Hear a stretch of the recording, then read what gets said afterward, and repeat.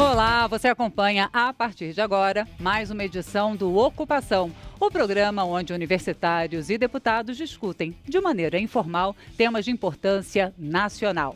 E hoje nós temos aqui 110 estudantes da Universidade de São Paulo e da Universidade de Santa Catarina. Sejam vocês todos muito bem-vindos.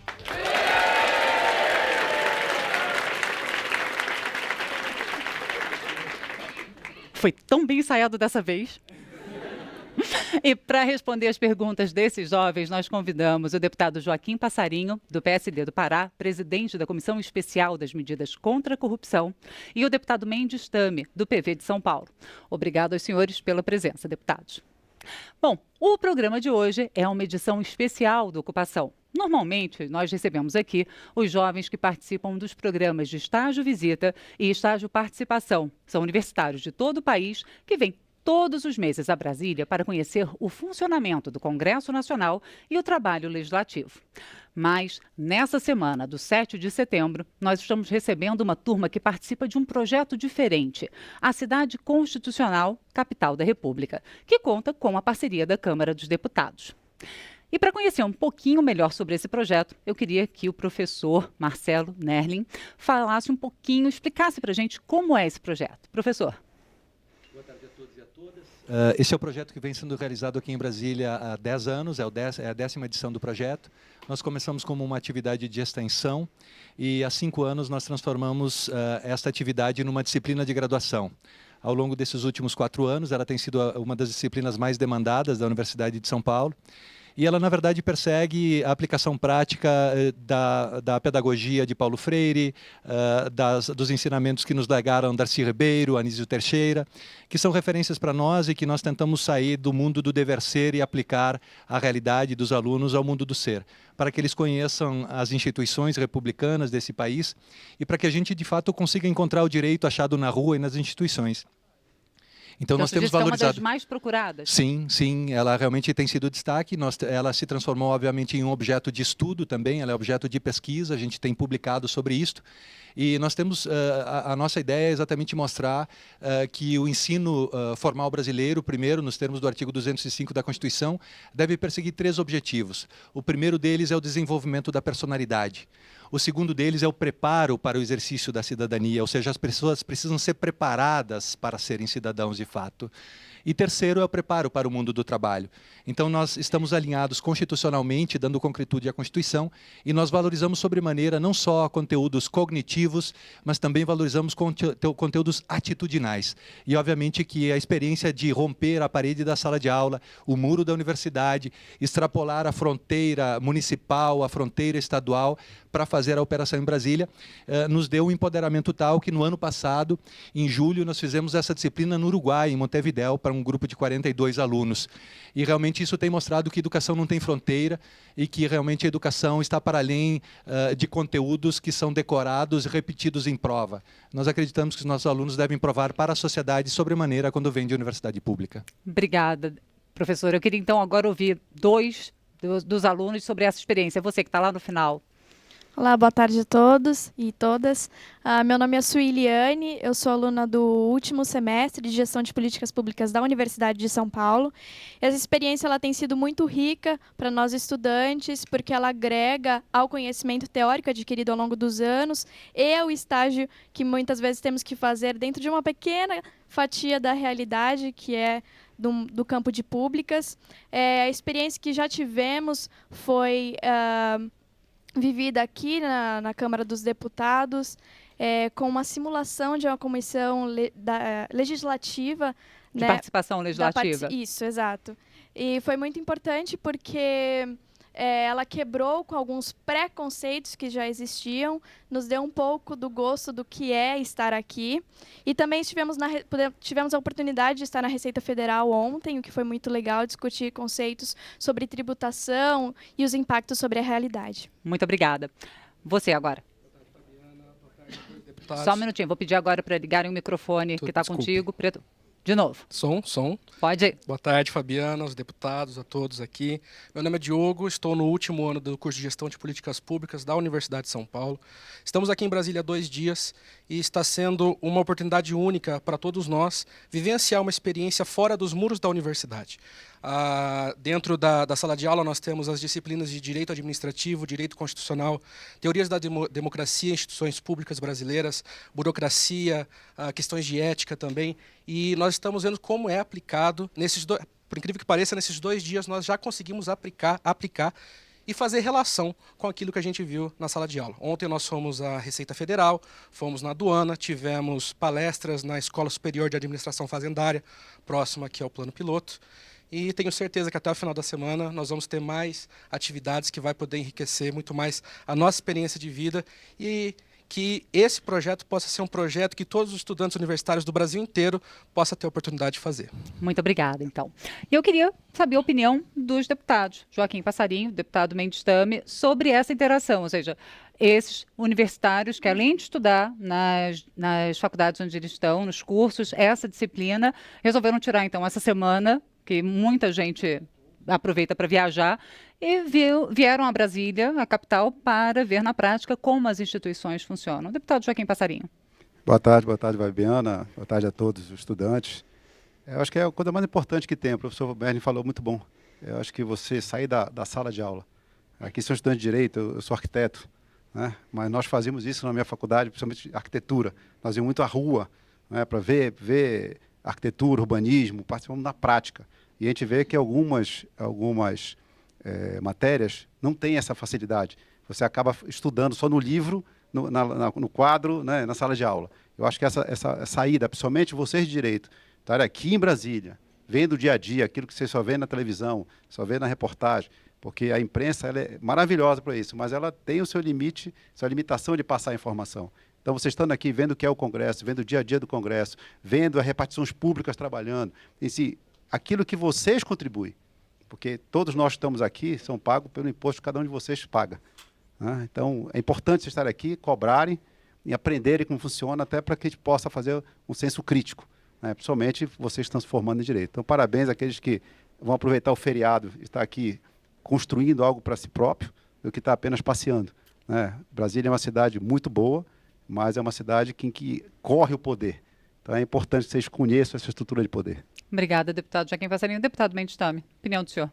Bom, eu queria, em primeiro lugar, saudá-la, dizer que você está recebendo de uma forma extremamente amistosa todos esses alunos que trazem para nós uma grande satisfação de aqui estar, de São Paulo e de Santa Catarina. E nós sempre achamos que a educação é o caminho. A educação transmite não apenas as condições para a pessoa desempenhar bem o seu trabalho, mas ela tem um poder mágico de transmitir dos pais para os filhos, dos avós para os filhos, um conhecimento acumulado que está nas escolas, não só nas escolas, na educação informal, está em todos. E quando vocês vêm a Brasília conhecer o que é, como é que funcionam as instituições, vocês estão dando um grande passo nesse sentido. Nós imaginamos que vocês tenham agora, ainda mais vocês que são jovens, estão vivendo hoje, tenham que fazer uma seleção daquilo que é prioritário. Nosso tempo, a gente corria atrás de informação. Vocês não, vocês têm que selecionar as informações porque elas estão em excesso. E esse trabalho é que nós esperamos de todos vocês. Obrigada, deputado Mendes Tame. Bom, lembrando que a edição de hoje é especial, é com o pessoal do projeto A Cidade Constitucional Capital da República.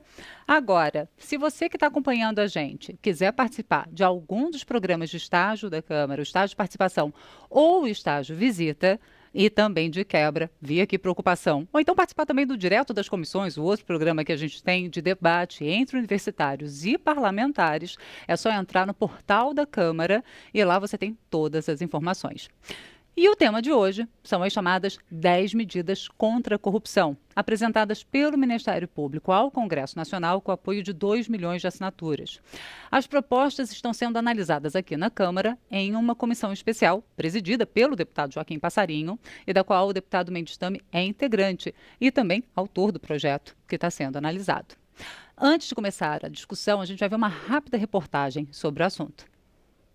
Em março deste ano, o Ministério Público entregou na Câmara um conjunto de propostas em forma de projeto de lei para combater a corrupção. O documento, que traz 10 propostas, veio assinado por mais de 2 milhões de brasileiros. Para debater o assunto, a Câmara criou uma comissão especial. Nesta segunda-feira, foi a vez do colegiado receber representantes dos advogados, do Ministério Público e da Polícia Federal. Carlos Eduardo Sobral, delegado da PF, defendeu um maior fortalecimento das instituições que combatem a corrupção, como as forças policiais. Ele afirmou também que o ponto mais importante do projeto de lei é o trecho que criminaliza o enriquecimento injustificado. O projeto de lei, ele avança no sentido de criminalizar o enriquecimento ilícito.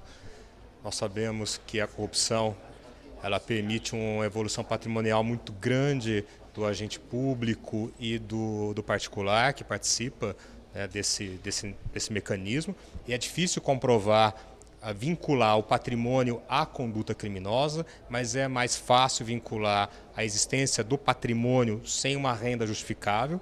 Então, ao criminalizar o enriquecimento ilícito, nos dá um instrumento para o Estado enfrentar a corrupção e o crime organizado. Já o advogado Juarez dos Santos acredita que criar novos tipos penais não resolve o problema da corrupção. É um detalhe jurídico. Eu acho que o tipo legal está tecnicamente defeituoso, ele viola o princípio da legalidade, ele produz aquilo que nós chamamos de um tiro de espingarda de cano cerrado que espalha chumbo para todo lado. E não vai resolver o problema da criminalidade. E nos países que adotaram essa criminalização, não há condenação por esse tipo. O relator da comissão, deputado Onyx Lorenzoni, defendeu que o patrimônio do agente público tem que ser compatível com os rendimentos declarados. Para o parlamentar, se alguém não pode justificar o seu enriquecimento, é porque o patrimônio é ilícito. Bom, normalmente, deputados, a gente consegue fazer um sorteio antes do início do programa para saber a ordem na qual os universitários vão fazer as perguntas. Hoje não deu tempo, então a gente vai voando meio cego aqui. Já tem algumas pessoas que sinalizaram, mas eu vou pedir para que os senhores falem um pouquinho do trabalho da comissão antes, para dar uma esquentada, e lembrar que quem está em casa também pode mandar pergunta pela página da gente no Facebook, ok? Deputado Mendes Tame, o senhor que tem uma atuação já bastante presente no combate à corrupção, como é que o senhor vê, principalmente, a resistência que já tem sido manifestada a algumas das medidas, como, por exemplo, o teste de integridade para os servidores públicos? Bom, nós sempre imaginamos que alguma resistência iria haver realmente, senão não estaríamos na situação que estamos. Nós já conseguimos, graças a essa comissão especial presidida pelo deputado Passarinho, nós já conseguimos, nessas 38 pessoas que foram já ouvidas, uma unanimidade de que do jeito que está não dá para continuar. A corrupção tornou-se sistêmica, endêmica, generalizada, tomou conta de todos os órgãos do governo federal, de alguns estados, de algumas cidades. Em suma, é um problema muito maior do que se pensa. A corrupção mata. A grande corrupção mata muito mais. Ela tem que ser um crime hediondo, considerado como hediondo, não porque hediondo é uma palavra feia em comparação a crimes comuns, mas porque na hora que você classifica como crime hediondo, ela tem uma pena maior, ela não tem direito a indulto, não tem direito a outras regalias que um crime comum propicia. E nós estamos assistindo a uma das poucas unanimidades, que é o combate à corrupção. Essa de todas parece ser a maior unanimidade. Todos querem que se combata a corrupção. Obrigada, deputado Mendes Tame. Deputado Joaquim Passarinho, ninguém defende a corrupção, obviamente. Agora, na hora de discutir as medidas de combate à corrupção, há resistência ao que deve ou que não deve ser aprovado. Como é que se chega a uma solução, então? Tem muita gente que vai à comissão se dizendo a favor do combate à corrupção. Mas na hora de discutir os temas, inventam várias e várias desculpas, né, dizendo que nós estamos ferindo liberdades constitucionais. E a ideia da comissão não é ferir. Nosso limite é a Constituição. Nós não podemos passar por cima dela. Agora, dizer que nós não podemos fazer nada, talvez a defesa da liberdade individual de cada um não pode se confundir com a impunidade de cada um. As pessoas têm seus direitos, mas têm seus deveres. E, infelizmente, algumas pessoas estão sendo convidadas, porque a nossa comissão resolveu ouvir a todos os deputados e tentar ouvir a todos aqui os deputados que quiseram convidar. Pra vocês terem uma ideia, nós temos mais de 100 pessoas convidadas, entre professores universitários, juristas, associações de classe, promotores, enfim, policiais militares e tudo. E nós já ouvimos, como o Temer falou há pouco, esse jovem deputado Temer falou há pouco, 38 pessoas já foram ouvidas. E nós vamos tentar ouvir a todas. Por isso que nós estamos hoje, estivemos ontem aqui reunidos, independente do plenário estar funcionando ou não, que nós vamos cumprir o nosso papel, vamos ouvir a todos para tirar o melhor texto. Talvez não o ideal, mas aquele que a gente possa realmente fazer uma legislação mais moderna, mais eficaz, que isto não termina a corrupção, mas é um instrumento para a gente poder correr atrás de terminar com ela. Obrigada, deputado Joaquim Passarinho. Olha, eu sei que assim, o primeiro a fazer pergunta é sempre o mais difícil. Agora, se vocês deixarem, eu fico fazendo pergunta, só que o propósito é que vocês façam. Você que já foi o valente, o primeiro, vai lá, manda. Primeiramente, boa tarde, deputados, a todos. Sou o Cássio, sou estudante do curso de Gestão de Políticas Públicas da Universidade de São Paulo. E minha pergunta vai para o senhor deputado Joaquim Passarinho. Dentre das 10 medidas contra a corrupção, uma que mais chamou a atenção por parte minha, é a 8ª, que quanto se trata na responsabilização dos partidos políticos. Até onde o senhor acredita que isso pode ser implementado? Porque se nós pegarmos de toda a representatividade dos partidos, temos 3, 4 encabeçando. E isso, teoricamente, afetaria todo o jogo político. Até onde o senhor acredita que isso possa ser implementado? Obrigado, Cássio. Primeiro, fazer uma desculpa, que eu falei agora que eu aluno de direito, né? Mas é de gestão pública. Não, tem direito, administração pública, gestão pública, é interdisciplinar. Dizer a você o seguinte, é um dos pontos que nós precisamos implementar. O que nós estamos vendo ultimamente é presidentes de partidos, tesoureiros de partidos, integrantes de cúpula de partidos serem presos com desvio de milhões de reais e nada acontece com uma responsabilização do próprio partido. Então, esses partidos precisam ter alguma responsabilidade, seja ela e principalmente devolver o dinheiro público. Porque nós recebemos pelo nosso partido fundo partidário, que é dinheiro público. E se esse partido está usando esse dinheiro para se meter em coisa errada, e isso for comprovado, logicamente, e se você pega o agente público que é do partido e usou aquilo para eleger alguém do partido, usou aquilo para dar a vitória ao partido dele, ou pelo menos para disputar uma eleição de maneira fraudulenta, o partido, na minha opinião, tem que ser corresponsabilizado, principalmente ajudando a devolver o dinheiro público o que foi desviado. Então, eu acho que é muito fácil hoje, né? Você prende o presidente, prende alguém lá do partido, mas o partido não sofre sanção alguma. Então, nós precisamos realmente passar a responsabilidade, para que os partidos não sejam apenas uma sigla que fica aí boiando que não é nada. Não, eles têm que ter responsabilidade, assim como as empresas que fraudam, você não prende só o presidente, tem que ter também uma corresponsabilidade da própria empresa. É uma opinião particular. Obrigada, deputado. Bom, a moça lá no final, e se você não for da Universidade de Santa Catarina, eu quero ver. O próximo aqui tem que ser da Universidade de Santa Catarina, bora.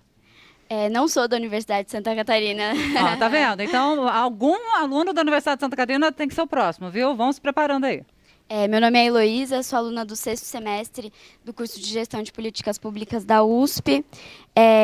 Queria saber qual que foi a data da instauração da comissão especial para examinar essas 10 propostas anticorrupção e se o deputado Joaquim Passarinho considera que houve alguma demora estrategicamente política para essa comissão ser instaurada. E também gostaria de deixar claro que eu e alguns colegas não reconhecemos o governo golpista do Michel Temer. Pois não. Qual que você quer que comece primeiro?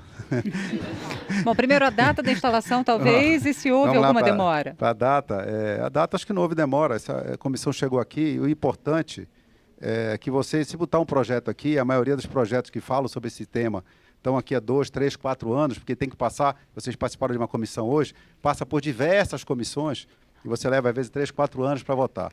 Então, quando você cria uma comissão especial, você praticamente junta todas as comissões numa só, e nós temos um prazo exíguo para poder apresentar uma resposta. A comissão foi instalada no dia 13 de julho, na véspera do recesso parlamentar, e, logicamente, com recesso de 15 dias, dia 2 de agosto, foi a primeira reunião que ela fez.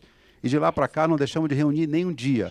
3 vezes por semana nós reunimos e fazemos reunião, já fizemos oitiva de 38 pessoas, tá? Estamos ouvindo a todos, e nós temos um prazo fechado com o presidente da Casa, através da Frente Parlamentar que o nosso grande Tamer,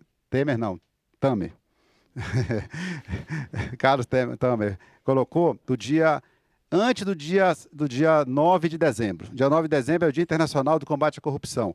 E o compromisso que nós temos do presidente da Casa é entregar nesse dia ao Senado votado. Ou seja, nós temos que terminar nossos trabalhos até novembro para que a gente possa votar na Câmara, no plenário, vai direto para o plenário, e isso possa ser votado, entregue nesta data, para que a gente possa acelerar isso. Algo que poderia levar 3, 4 anos, vão levar 3, 4 meses. Eu acho que foi um término importante. Quanto à última pergunta, eu acho que nós brigamos por você ter o direito de dizer o que disse. Obrigada, deputado. Deputado Mendes, também quer acrescentar alguma coisa? Sim. Em primeiro lugar, eu acho que... Está funcionando. Está funcionando? Que Caixa 2 é crime. Não é contravenção, como diz a legislação atual. Se é crime, há criminosos. Quem são os criminosos? O tesoureiro, o presidente do partido? O partido também tem que responder, como disse bem o deputado Passarinho. Então, nós somos favoráveis a que haja a incriminação dos partidos. E isso a lei prevê. Essas 10 medidas prevêem que o Caixa 2 seja combatido com rigor. Não tem sentido um partido que pratica Caixa 2 continuar recebendo fundo partidário.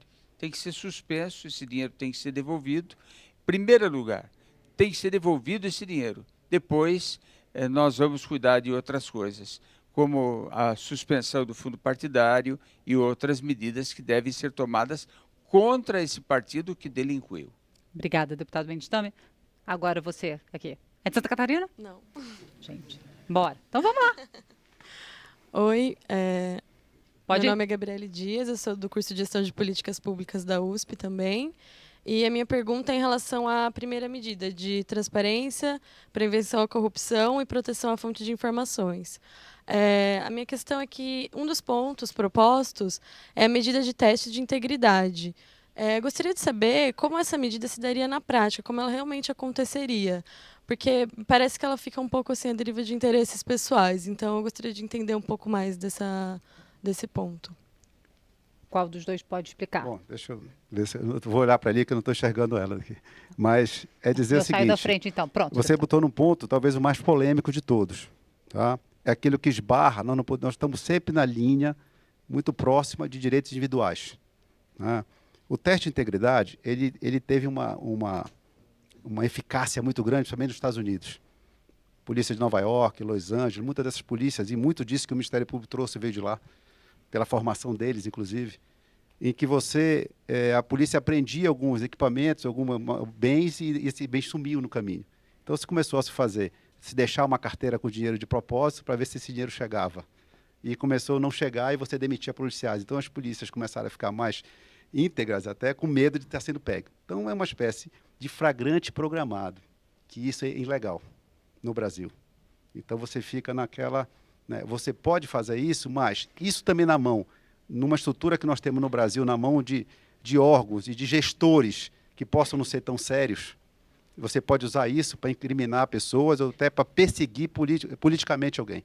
Então, nós temos que ter muito cuidado nessa colocação. Há uma versão já do nosso relator Onyx Lorenzoni de tornar isso, talvez, se você tiver um inquérito na instituição, no órgão, já correndo, com alto grau de sinalização de haver algum tipo de corrupção, com autorização judicial, para você quebrar um pouco deixar a bel prazer de um gestor. Eu vou investigar quem?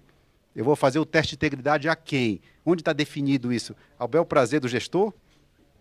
Quem ele vai questionar? Sempre na ponta? Sempre lá na ponta, como diz, no policial da esquina? E por que não no juiz?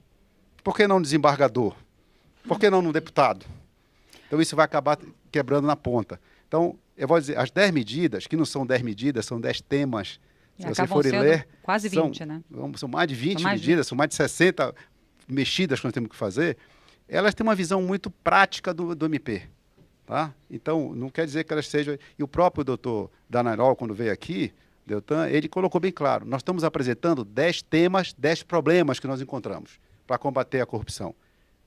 Nós estamos apresentando respostas e soluções a nosso ver. Agora, se o Congresso, se as instituições, se as pessoas que vêm aqui têm melhores propostas, apresentem. O que nós não podemos é fechar os olhos e deixar esses temas sem resposta. Sabemos que alguma dessas posições esbarram em preceitos constitucionais. Ponto. Vamos ter que fazer uma redação ou propor algo que seja constitucional, mas que possa atender a essas reivindicações de quem está combatendo a corrupção. Dar instrumento a eles. Obrigada, deputado. Deputado Mendes, estamos sabendo que o senhor não vai poder ficar com a gente até o final do programa. Eu queria que o senhor comentasse essa questão do teste de integridade. Agora, levando em consideração uma coisa que foi mencionada pelo deputado Passarinho 2 vezes já, da questão do direito individual. E até onde o direito individual se sobrepõe ao direito da sociedade, então, de combater a corrupção, levando-se em consideração uma frase que o senhor disse no início, que a corrupção mata. A corrupção tira dinheiro da saúde e da educação, principalmente. Exatamente. Na realidade, o que nós queremos é melhorar a situação. Nós perguntamos às pessoas que vêm, fazem críticas e não apresentam nada. Você está satisfeito com a legislação do jeito que ela está? Às vezes a pessoa fala, estou. A Lava Jato está fazendo o seu papel. Mas como você está satisfeito? A maior empresa do Brasil, a Petrobras, foi destruída, completamente destruída pela corrupção. Você está satisfeito com a legislação que nós temos? Ela não previne, ela não faz o ex ante, ela não intimida ninguém. Ela pode não ser legislação de corrupção, porque nós demos um avanço nesse período agora na legislação de corrupção, mas a legislação completa do Código Penal, ela é uma legislação pró-impunidade. Ela estimula a impunidade, ela estimula a prescrição. A prescrição acabou, o crime não é mais punido. Então, há crime? Há crime. É criminoso? É criminoso. Porém, perdão para ele. Ele sai livre como se fosse um passarinho. Mas não é só isso. Habeas corpus. Sai livre como quem não fez nada, né? E não é só prescrição. As provas ilícitas, o habeas corpus, o foro privilegiado, os juízes e promotores que, quando são pegos em alguma falcatrua ou vendendo sentenças, são, na verdade, abençoados, porque eles são aposentados com salário integral. Os outros servidores públicos são demitidos a bem do serviço público. Por que esse privilégio? A população não aguenta mais. Olha, quando nós terminamos com o juiz classista, que tinha juiz togado e não togado, ninguém acreditava que ia terminar, e terminou. Então, está na hora da gente fazer uma grande revolução.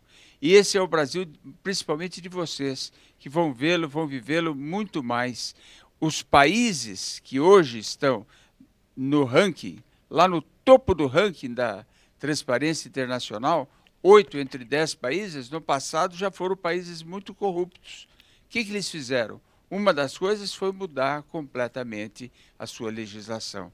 Eles trabalharam nessa legislação. Isso é insuficiente? É claro que é insuficiente, nós sabemos isso. Mas é necessário, mas não suficiente. Obrigada, deputado Mendes. Minha próxima agora a fazer pergunta está lá no final. Pode ir. Bom, já me apresentei. A minha pergunta vai ao deputado Passarinho. Mas agora eu vou pedir para você se apresentar de novo. Tudo Desculpa, bem. mas é só porque a gente precisa ter o seu nome registrado. Ok, Suiliane, do curso de Gestão de Políticas Públicas da USP. Minha pergunta é para o deputado Passarinho. Bom, deputado, em um momento como esse, onde a gente vê a lei sendo interpretada para interesse, de acordo com o interesse próprio, e a gente até vê desrespeito frente à Constituição, como garantir que essas medidas atingirão seus objetivos e não serão apenas mais instrumentos usados para beneficiar aqueles que se apropriam desses instrumentos? Eu acho que o que vocês estão fazendo aqui, a sociedade hoje, nós não somos mais fiscalizados apenas por órgãos de controle. Nós somos fiscalizados e devemos ser, principalmente por vocês, pela sociedade. Hoje, um celular desse que cada um deve ter na mão, desligado ou no modo avião agora, né, é mais fiscal do que um Tribunal de Contas. Então, o que vai fazer uma lei dessa ser eficaz é a sociedade, é o controle que a sociedade, a exigência que a sociedade tem que fazer de uma lei ser realmente efetiva. Eu acho que a população brasileira, por um bom tempo, uma grande maioria ficou muito acomodada. né? E eu acho que está na hora, e o que vocês estão fazendo é isso, é não ficar acomodado, é vocês começarem a exercer a cidadania e exigir que isso seja respeitado. Quando eu desrespeito uma lei, eu não estou desrespeitando a lei, eu estou respeitando o povo que está submetido a esta lei. Então, nada melhor do que isso, você prestar atenção e cobrar dos seus representantes, né, e de todos, não só dos eleitos, mas aqueles que estão nos órgãos públicos, seja ele qual for. O Temer falou aqui, por que um juiz, quando faz alguma coisa errada, vai para casa, pega um pijama com salário integral? Isso é justo? Quantos vocês conhecem no estado de vocês? Eu, no meu estado, não conheço nenhum. Em São Paulo, parece que é aquele juiz lá do Fórum Trabalhista. Foi o único que conseguiram tirar o Lalau lá. Foi o único que conseguiram tirar o salário dele. O resto está tudo aposentado. Por que eles são melhores que os outros? Então, essa lei ela não é para políticos. Essa lei é para agentes públicos. A todo e qualquer cidadão que receba dinheiro público de salário. A todos vão ter que respeitar essa lei. Seja promotor, seja desembargador, seja juiz, seja deputado, seja senador. Enfim, a lei tem que ser para todos. Obrigada, deputado Joaquim Passarinho. Antes da gente ir para um rápido intervalo, deputado Mendes Temer, como o senhor não vai poder ficar com a gente até o final, eu queria que o senhor fizesse uma rápida e última intervenção sobre o tema. As pesquisas que nós temos, muitas vezes não são confiáveis, porque estão discutindo aquilo que é escondido. Tudo que é escondido e não faz parte da pesquisa. Mas há uma parte que eu posso pesquisar, que são os contratos, as licitações superfaturadas. A FGV fez isso, contratada pela Fiesp, em São Paulo, e chegou à conclusão de que 80 bilhões, com B de bola, bilhões de dólares são desviados por ano. É quase o orçamento do governo federal para a saúde. Ora, então é sinal que eu poderia dobrar o orçamento da saúde, quase dobrar o orçamento da saúde.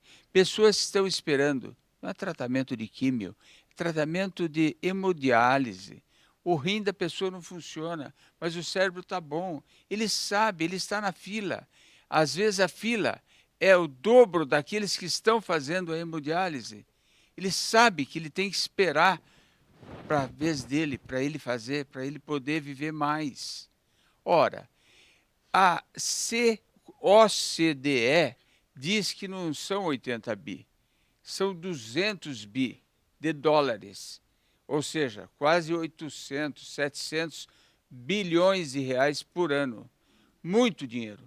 Nesses 700 bi inclui as isenções dadas para as empresas amigas do rei, todo tipo de falcatrua que gera dinheiro. Você ganha aquilo, você é amigo do rei, você é amigo do presidente da República ou da presidente da República, você ganha e com isso você tem uma certa vantagenzinha, que é dividida entre o agente corruptor e o corrompido.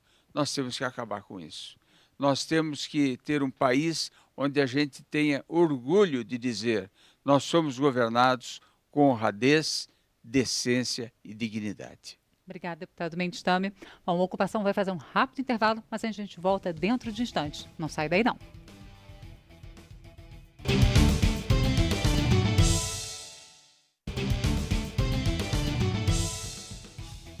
Estamos de volta com Ocupação. Hoje, uma edição especial com 110 estudantes universitários da Universidade de São Paulo e da Universidade de Santa Catarina, que estão em Brasília participando do projeto A Cidade Constitucional, Capital da República.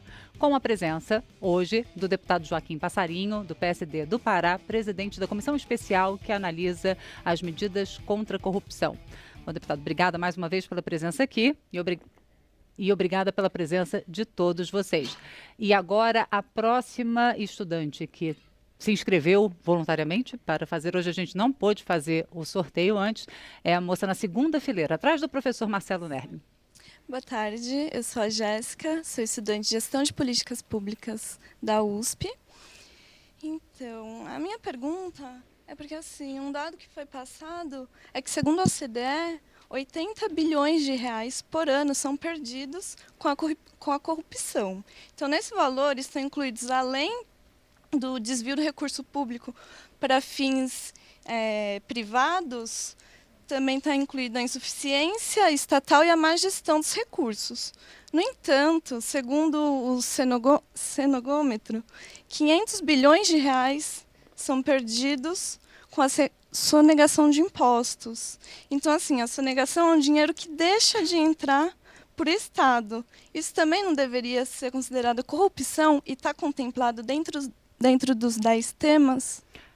E eu vou acrescentar a pergunta dela, deputado, pelo seguinte: muita gente usa a corrupção do Estado como justificativa para sonegar impostos. Eu mesma já ouvi muita gente dizendo assim, mas para que eu vou pagar imposto se o Estado vai desviar esse dinheiro, se os poderosos vão, né, desviar esses recursos? Bom, nós, no meio de todas as palestras que nós tivemos algumas pessoas, psicólogos, sociólogos, e que falaram, inclusive, do início da gente brasileira, né? Um costume que nós temos do jeitinho brasileiro. A corrupção ficou uma coisa enraigada, começa quando você quer furar uma fila e acha que não há nenhum problema, quando você para no lugar de um deficiente ou no lugar de um idoso e acha que não tem nenhum problema, porque você é rapidinho, eu vou só ali. Quer dizer, nós temos uma cultura ao longo do tempo de achar essas coisas e se acomodando com essas coisas. Isso, quando não é comigo, não está me afetando, eu passo, olho e vou embora.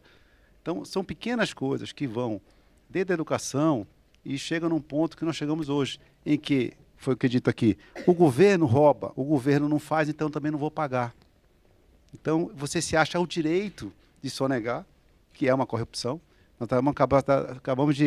estamos tentando recriar a CPI do CARF, não sei se vocês sabem o que é o CARF, que é um Conselho de Administração de Fazendária, que você recorre ao CARF sobre multas, sobre impostos que devem ser pagos. E no meio da Operação Zelote, na Polícia Federal, no meio da CPI, tinha um membro do CARF assacando o Banco Itaú aqui no shopping em Brasília. Então, pessoas que deveriam pagar 10 bilhões, pagam 1 bilhão, pagam 500 mil, porque deram dinheiro por fora. Isso também é corrupção.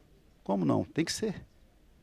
O deputado Mendes também falou há pouco, uma coisa que a gente tem que colocar. Vocês são de São Paulo, Santa Catarina, eu sou do Pará. Na minha terra, ainda se morre de diarreia, por falta de políticas públicas. O que ele falou aqui de hemodiálise é uma realidade. A maioria dos nossos municípios tem ônibus para transportar pessoas para fazer hemodiálise a 100, 200 quilômetros. Porque o maior investimento em saúde é a compra de ambulância, né? É porque você acaba tendo a ambulância terapia. Como você não tem estrutura para fazer, você compra uma ambulância e leva para o centro maior. E o paciente fica de um lado para o outro, como se ele não precisasse trabalhar, não tivesse família, não tivesse nada. E a pior coisa é deixar o paciente longe da família. Então, a corrupção, ela fala em crime hediondo, aí levanta os contrários e diz assim, mas o homicídio dá 6 anos, como é que a corrupção vai dar 12? A corrupção, para mim, mata mais do que o homicídio. Quantas pessoas morrem dia a dia por falta desse dinheiro que foi levado pela corrupção, que não está lá no Marajó, cuidando das pessoas que estão morrendo de fome, ou que não tem uma água potável para tomar? É porque você não consegue olhar o cadáver, vamos supor. Né? Você não consegue quase quantificar. Mas a corrupção tem que ser crime hediondo, sim. E tem que ser a maior pena que nós podemos dar. A pena resolve? Não resolve.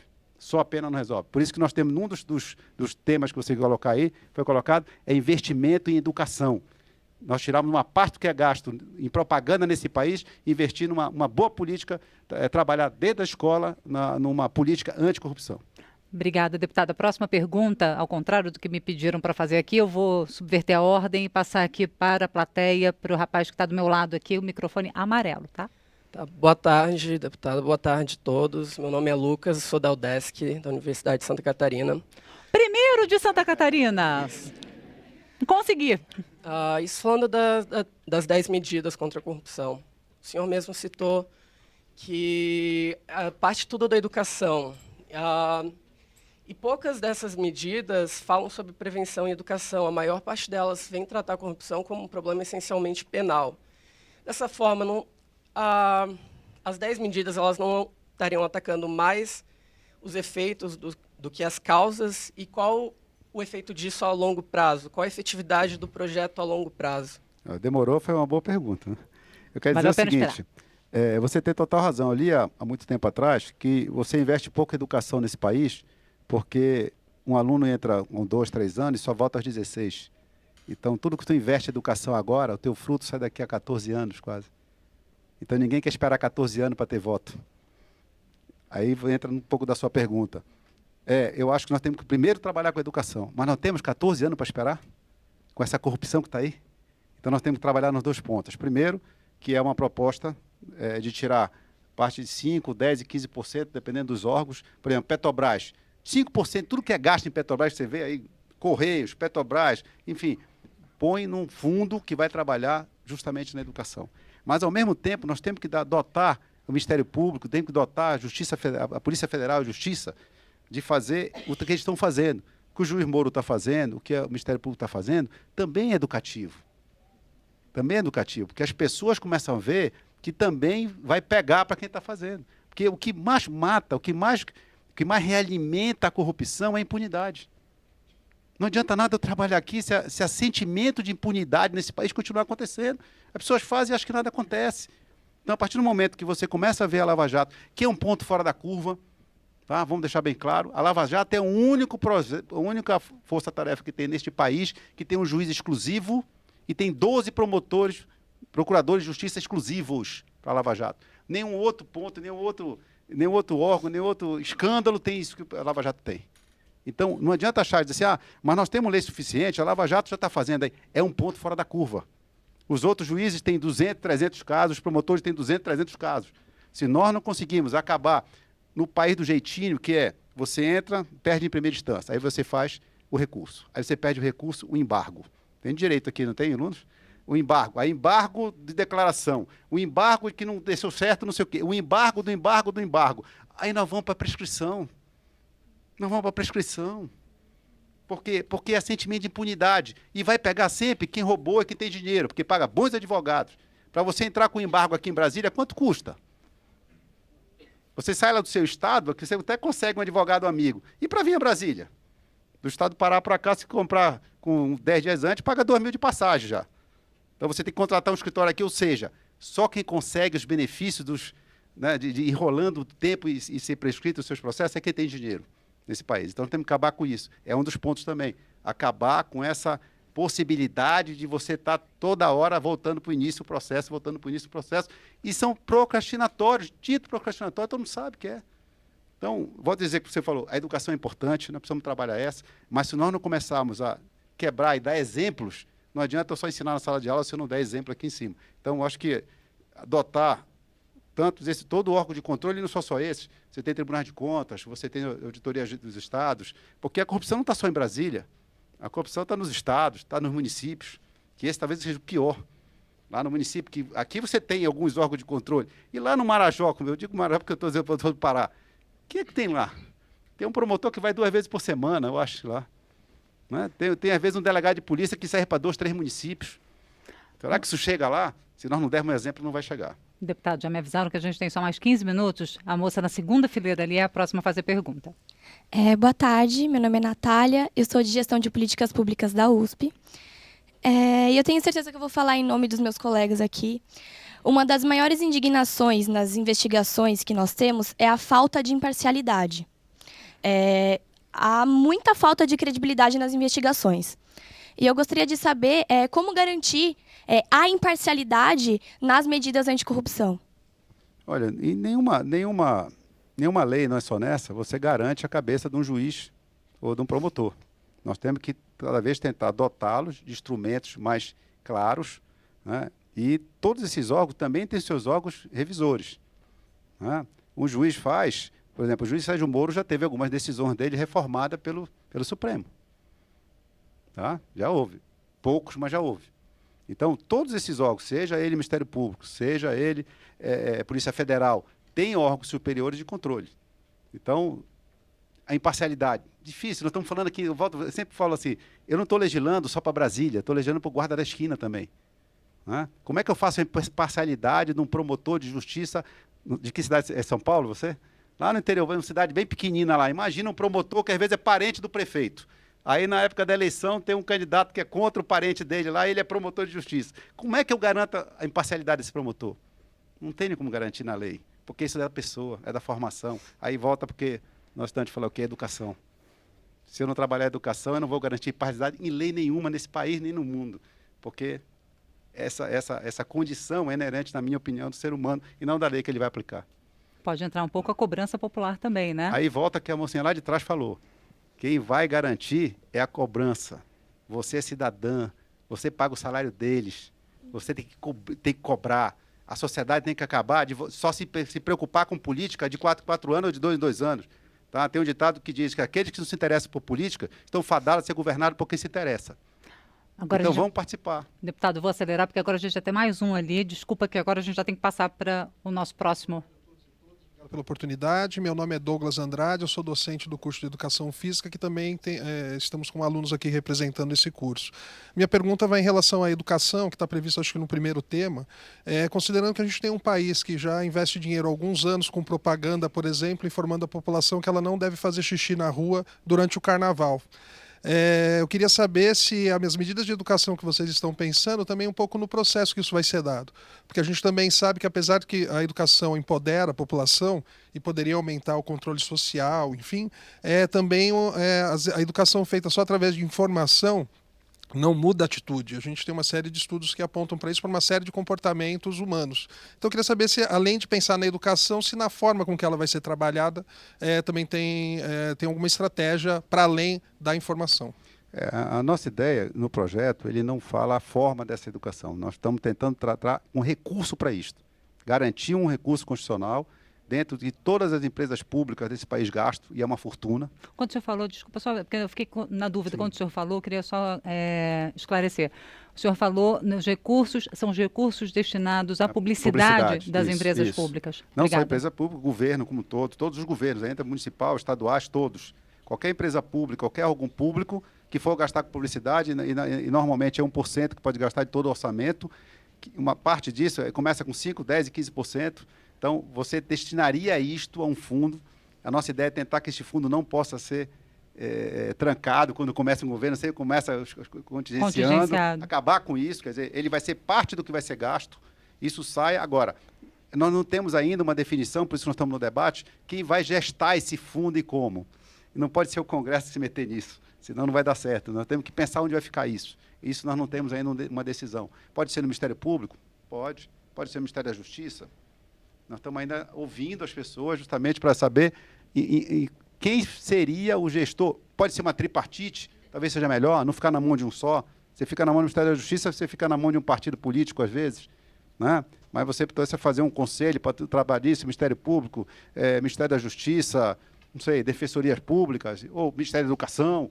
Alguém vai ter que trabalhar isso. Nós não estamos ainda descendo a esse fundo. Nós estamos, pelo menos, tentando botar na lei que vai ter recurso para fazer esse tipo de trabalho. Obrigada, deputado. Próxima pergunta aqui na plateia, do outro lado do deputado, microfone verde, por favor. Boa tarde, deputado.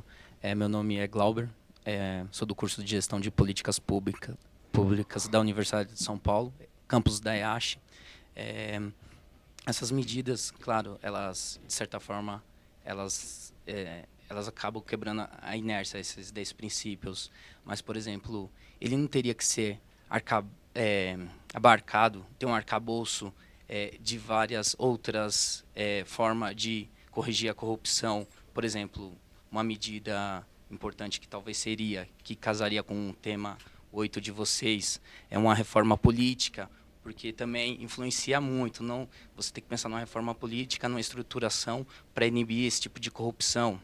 A corrupção, por exemplo, que já pode ser existente, que já pode haver, não, sem fazer juízo de valor, dentro já do Ministério Público, pode ocorrer algum servidor, um funcionário, o TCU, por exemplo, o Tribunal de Contas. Então, se, por exemplo, tem medidas que correm paralelamente para se juntarem na frente, para bifurcarem junta e dar uma estrutura, uma base legal, porque a princípio parece que ficasse meio paliativo assim, para um momento, mas para a gente pensar a longo prazo, 15, 20 anos, e realmente o problema está resolvido, se há mesmo assim, por parte de vocês, assim, se há um princípio, assim, uma ideia, não vamos, ou só essa por enquanto mesmo? Não, vamos trabalhar em cima dos 10 temas e tudo bem. Nós fizemos um levantamento através da assessoria da comissão. Existem 114 projetos na casa que versam sobre algum tema que fala sobre corrupção. 114 em andamento, alguns com mais de 10 anos. Então, nós estamos chamando esses projetos, estamos tentando conversar com os autores para ver o que a gente pode ainda incorporar. Isso pode sair de 10 temas para 13, 14, 15, 16 temas, tá? Desde que a gente possa incorporar. E o que a gente tem cuidado é de não vender à sociedade que isto, a partir dessas 10 medidas, tudo está resolvido. isso não é o fim, isso é o início. Tá? Eu acho que a saturação da população com a corrupção chegou num ponto em que ela exigiu isto. E isto foi o que o Ministério Público produziu. Mas outros podem produzir, a Casa pode produzir, o Judiciário pode produzir, quer dizer, a Iniciativa Popular pode produzir. Mas o que a gente preste bem atenção que apenas essas 10 medidas, elas não vão resolver o problema. Elas vão dar um instrumento para que órgãos como o Ministério Público, que às vezes podem ser corruptos também, tá? Possam poder chegar e fazer o seu trabalho com mais rapidez, com mais eficiência. E que a gente não fique preso numa malha burocrática imensa que nós temos na Justiça. É isso que nós vamos tentar fazer. A partir daí, isso é o início, vou dizer, a partir daí, outros e outros projetos, como uma reforma política que nós tentamos fazer no passado, conseguimos uma meia reforma. Agora, é uma meia reforma que já dá para sentir um pouco na rua, né? Vocês olham aí, não tem propaganda. Não é em Brasília, que aqui não tem eleição esse ano. Mas na cidade de vocês, a propaganda que era da eleição passada para agora, você já vê uma mudança muito grande. A própria arrecadação, tirando dos partidos, tirando das empresas, das PJ, poderem colocar dinheiro em campanha, você já mexe um pouco nessa corrupção. Porque uma das grandes coisas que alimentava a corrupção era financiamento empresarial de campanha. Isso já foi resolvido, graças a Deus. Estamos um outro patamar, podendo chegar à frente. Agora, você falou, as 10 medidas é o início do combate, não é o fim. Deputado, é o seguinte, agora a gente está chegando no final, já me disseram que tem tempo para mais 2 perguntas, só que a gente está num pequeno dilema aqui, porque me sinalizaram 2 aqui, mas sinalizaram mais 2 aqui, então a gente vai fazer o seguinte, rodada rápida de 3 fazendo. Então você já está com o microfone, você vai fazer a sua, depois você vai fazer, e aí enquanto você está fazendo, você passa o microfone para Caio, você direciona o microfone, os 3 fazem as 3 perguntas e o senhor responde tudo de uma vez, eu ajudo para lembrar. Pacote final, ok? Manda ver a sua logo. Meu nome é Rebeca, eu sou estudante do último semestre de Administração Pública na ESAG, que é a Universidade do Estado de Santa Catarina, e eu queria falar especificamente sobre a medida de número 7, que diz respeito a ajuste nas nulidades penais. Essa medida tem o objetivo de anular e excluir provas somente quando há efetiva e real violação do direito do réu. Mas eu queria saber como garantir que essa discricionariedade não gere uma punição seletiva, que tem diversas formas de saber se houve uma real violação do direito do réu. Eu queria saber Segura aí, deputado, só um minutinho. Rebeca, agora você faz a sua. Seu nome? Meu nome é Beatriz, sou do curso de Gestão de Políticas Públicas da USP. A minha pergunta é, como minha colega tocou no assunto sobre imparcialidade, as investigações são guiadas e influenciadas pela mídia.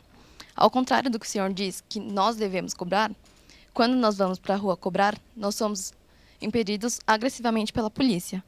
Como competir com o poder de influência da mídia? Ok, agora terceiro, segura, só mais um pouquinho, deputado. Cadê o terceiro, Caio? Quem é a última pessoa? Manda ver, vai. Tudo bem? Boa tarde, deputado. Eu ajudo. Meu nome é Wilson, eu sou de Educação Física da Universidade de São Paulo. Eu gostaria de saber quais instrumentos poderiam ser empregados para garantir o que foi disposto no item 3, no que se refere ao enriquecimento ilícito, porque nós sabemos, inclusive através da mídia, que existem diversas maneiras de desviar os recursos ilícitos para fora do país ou por intermédio de laranjas. E então a minha pergunta é como vincular o agente público ao recurso? Maravilha, obrigada, Wilson. Vamos lá, deputado. Rapidinho. Rebeca. Rebeca, acho que você falou sobre relação conseguida de maneiras ilícitas. Exatamente. Né? É outra coisa que a gente raspa ali na Constituição. Tá? Nós temos que ter muito cuidado com isso. Isso também vem dos Estados Unidos, em que pessoas que entram, às vezes, numa casa porque o número estava errado, na hora de botar lá 345, botaram 354, você só entra e vê lá droga. Então, ela entrou na casa errada, foi de maneira não estava autorizada. Mas ela viu um crime lá, ela viu uma coisa, isso não pode ser tornado, no Brasil não pode, porque se ela entrou na casa errada, já tem vício de origem, aquele crime não pode ser usado para ser crime. Mas também, você pode, usando isso, você pode invadir a casa de qualquer pessoa, a pretexto de achar um crime, então você está apenas invadindo a privacidade e o direito individual das pessoas. É outro tema, junto com das pegadinhas, né, com os funcionários, que nós esbarramos muito na liberdade individual das pessoas, que nós temos que rever esse texto. Eu acho que foi um texto muito, muito pesado, que o Ministério Público, estou dizendo a visão deles, né, de tentar ter um instrumento, mas nós temos que ver a visão de todos, inclusive de juristas que estão trabalhando muito nesse texto, para que a gente possa ter um texto que não esbarre na nossa Constituição, mas que possa adotar nossas polícias de poder fazer algum tipo de coisa. Por exemplo, se eu entro numa casa para ver uma coisa e vejo uma pessoa morta, eu viro de costas e vou embora? Deputado, Beatriz, imparcialidade, influência da mídia e agressão da polícia. Como resolver? Se eu resolver, voto. Você tem a maior arma de todas. Não eleja mais esse governante. Não pode dizer, o governo está lá. O voto é seu.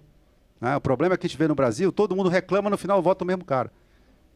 O cara é corrupto, não sei o quê, está aqui no Congresso. O cara diz, mas todo o congressista, o senador, o deputado lá é pilantra, é ladrão, todo mundo sabe. Por que votaram nele? Por que continuam votando nele? O cara está aqui há 40 anos.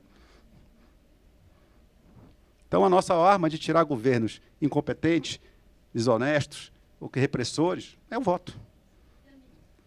A mídia está... não compra o jornal. Eu acho que a população tem que começar a fazer. É difícil, mas é um instrumento que nós não vamos definir. A lei não vai definir isso. Eu não tenho uma lei para dizer que a mídia vai ser imparcial, porque já está na lei que ela tem que ser. Cabe à justiça também trabalhar. Então, nós temos um problema na mídia, temos um problema na justiça, temos um problema em diversos lugares. E volto a dizer, como foi dito aqui, isto é um início. Nós não estamos dizendo que nós estamos resolvendo todos os problemas. Nós precisamos continuar, a partir daqui, trazer novas leis, novos instrumentos para que a gente possa combater esse tipo de coisa. Correndo agora para responder o Wilson. Eu acho que é uma pergunta talvez a mais importante de todas, porque eu acho que esse é o ponto mais importante de todos. Como combater o enriquecimento ilícito de agentes públicos? Aí entra político no meio. Hoje, o Ministério Público, por exemplo, numa averiguação, acha que alguém tem dinheiro fora, na Suíça, que está na moda. Mas você sabe que o dinheiro está lá, mas se você não sabe o que a pessoa fez de errado para aquilo estar lá, ele não pode fazer nada. Não sei se você sabia disso. O dinheiro fica lá, porque ter dinheiro não é crime. Então, o que nós estamos fazendo nessa lei, este artigo que você falou, nós temos que botar dotação para que você, quando é agente público, que você tenha dinheiro, receba salário público, e você, aquele recurso encontrado em um banco, ou em patrimônio, em arte, seja lá o que for, não é compatível com o seu salário, você inverte o ônus da prova. Você já achou uma coisa fora da regra. Você ganha 20 mil por mês, tem 5 milhões de dólares depositado em algum lugar. Não é crime ter 5 milhões de dólares, mas você tem que ter explicação para aquilo. Na hora que eu vejo que o seu patrimônio é compatível com a sua renda, você tem que justificar o porquê você tem aquilo. Se você justificar, nenhum problema. Mas se você não justificar, passa a conhecer um crime. Aí nós temos um instrumento para repatriar esse recurso, se estiver lá fora, ou se estiver em algum banco local, mas trazer de volta um patrimônio. Vocês viram ontem, rapidinho na televisão, foram 123 automóveis de luxo foram presos ontem com o pessoal dos fundos de pensão. Os 40 presos ontem. Mais uma. 8 bilhões confirmados e previsão de 50 bilhões de furos de fundos de pensões. E o pessoal da Previ, por exemplo, está pagando 17% a mais do seu salário para cobrir esse rombo. Então, é um dos pontos, na minha opinião, você vai dizer, qual é o ponto mais importante do artigo? Esse que você falou. É poder ver o patrimônio que está sendo tirado de outra forma e poder trazer ele de volta, poder se apropriar, ter instrumento legal que hoje nós não temos. Deputado, muito obrigada. Gente, infelizmente não dá tempo para mais perguntas. Eu peço desculpas a quem não conseguiu. Agradeço mais uma vez ao deputado Joaquim Passarinho, presidente da Comissão Especial que analisa as medidas contra a corrupção. Agradeço também ao deputado Mendes Tame, que infelizmente não pôde ficar até o fim do programa. E agradeço a todos vocês que participaram dessa edição e também a quem acompanhou a gente de casa. Muito obrigada. Até a próxima.